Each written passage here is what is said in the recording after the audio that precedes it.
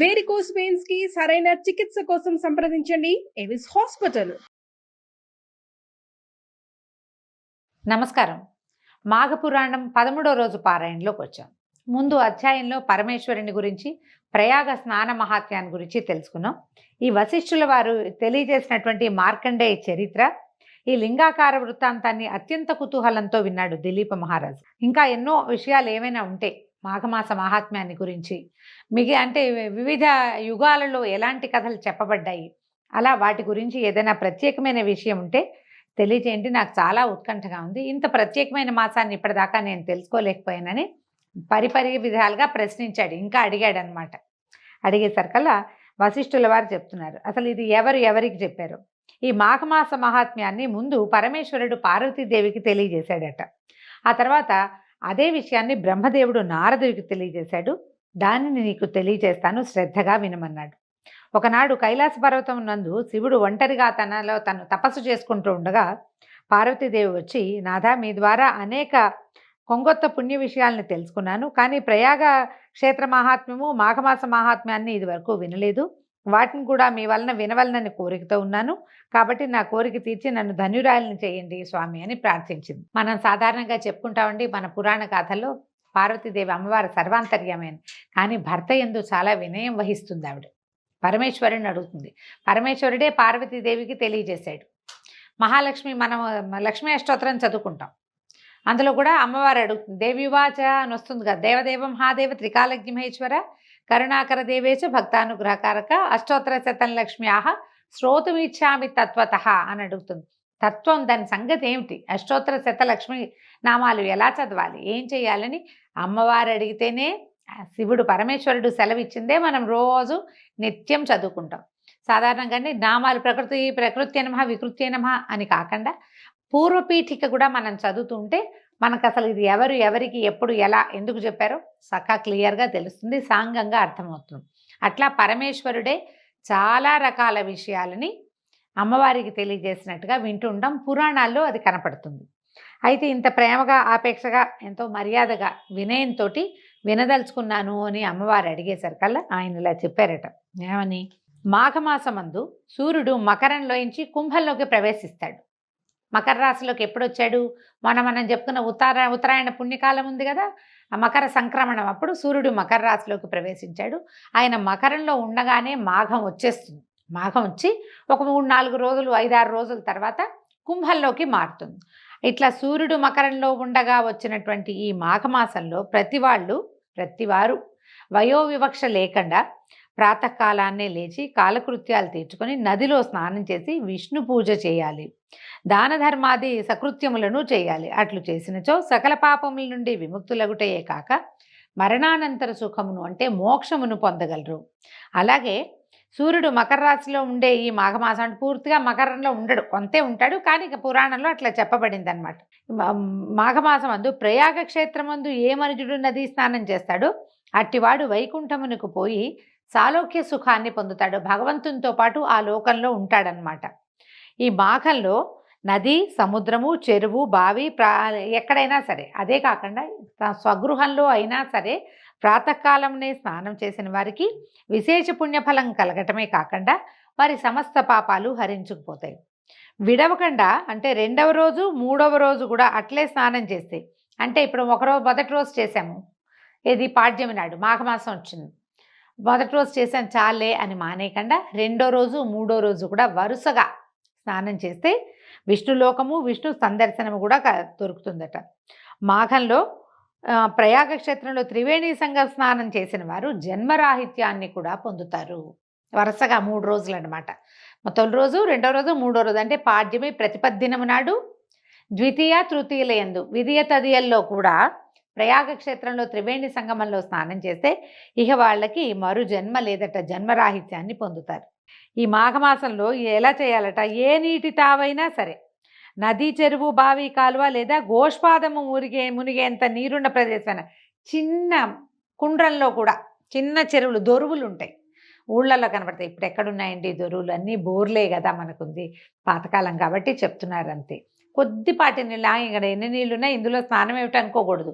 భూ సంబంధమైన జలాలన్నిట్లలో కూడా స్నానం మంచిదన్నమాట. నీరున్న అదే గోష్పాదము మునిగేంతటి నీళ్లున్న ప్రదేశంలో అయినా ప్రాతకాలంలోనే స్నానమాచరించి ఆదిత్యునకు అంటే సూర్యుడికి ప్రదానం చేసి శక్తి కొలది దాన ధర్మాలు చేయాలి. ఒట్టిగా స్నానం చేయటమే కాకుండా ప్రాతకాలంలో అప్పుడే ఉదయిస్తున్న రవిబింబాన్ని చూసి ఆయనకు ఒక దోసెడు నీళ్లు అర్ఘ్యం విధులు పెడితే దానివల్ల అసలు వచ్చే ఫలితం అంతా ఇంత కాదుటండి. ఇప్పుడు దీనివల్ల పుణ్యం వస్తుంది, పునర్జన్మ ఉండదు, మోక్షం వస్తుంది, ఇవన్నీ వింటాం మనం. కానీ ప్రధానంగా వచ్చేది ఏంటో తెలుసా అండి? ఆ పొద్దున్నే ఉదయిస్తున్నటువంటి సూర్యబింబాన్ని పవిత్ర దృష్టితోటి కనుక చూస్తే, అంటే స్నానం చేసి సిద్ధంగా నమస్కార బుద్ధితోటి కనుక చూస్తే ఆరోగ్యం సిద్ధిస్తుంది. మనకు సాధారణ వాక్యాలు, మహావాక్యాలన్నిట్లలో ఇదొక వాక్యం. ఏమిటది? ఆరోగ్యం భాస్కరాది ఇచ్చేదని. ఆరోగ్యం లభిస్తుంది. ఉదయకాలమే పొద్దున్నే లేస్తే ఆరోగ్యం ఆటోమేటిక్గా వస్తుంది. అందుకే పొద్దున్నే లేవండి అని చెప్తారు. అయితే శక్తి కొలది దానాలు చేయాలి. అటు పిమ్మట విష్ణువార్చనలు, శివార్చనలు చేయాలి. ఎందుకంటే అన్ని మాసాల్లోనూ మాఘమాసము అత్యంత శ్రేష్టమైనది. సర్వదేవతలందునూ శ్రీమన్నారాయణుడే ముఖ్యుడు కదా. ఆ శ్రీమన్నారాయణుడే కదా సకల చరాచర జీవరాశిని పోషించి పెంపొందిస్తోంది. శాస్త్రాలన్నిట్లలోకి వేదశాస్త్రం ముఖ్యమైనది. జాతులలో బ్రాహ్మణ జాతి శ్రేష్టమైనది. పర్వతములలో మేరు పర్వతం ఉన్నతమైనది. అలాగే మాసాలన్నిట్లలో మాఘమాసము మిక్కిలి శ్రేష్టమైనది. ఇవన్నీ పురాణ గాథలండి, అంత మటుకే తీసుకుందాం. అయితే మాఘమాసంలో చేసేటువంటి విష్ణు పూజలు, భజనలు, సంకీర్తనలు, దాన ధర్మాది సకృత్యములు విశేష ఫలితాన్ని ఇస్తాయి. భగవంతుణ్ణి చేరటానికి భక్తి మార్గం ఒకటే సులభోపాయమని గ్రహించాలి. అత్యంత భక్తి శ్రద్ధలతో భగవంతుని సేవించినచో ఆ భగవంతుడే మన రక్షణను చూసుకుంటాడు, అన్నిటి అడగకుండానే సమకూరుస్తాడు. కాబట్టి ఈ పుణ్య మాఘమాసమందు సర్వులు భగవత్ సేవ యందు తరించాలి. చలిగా ఉన్నదని స్నానం మానేయటం అనేది ఏంటంటే రాబోయే పుణ్యాన్ని కాలదనుకోవటమే. మాఘమాసంలో అంత చలి ఉండదండి. పూర్వకాలం ఉండేది. హైదరాబాద్ లాంటి చోట అయితే చలే లేదు, ఎండొచ్చేసింది, బాగా చొరచొరలాడిపోతుంది. ఇక్కడ కొంచెం కోస్టల్ ఏరియాస్లోనూ అక్కడ కొద్దిగా పొగమంచు ఉందేమో. కార్తీకం అంత చలి ఉండదు. మనం ఇంట్లో అయినా స్నానం చేయొచ్చు కదా, కాబట్టి చేసేస్తేనే మంచిది.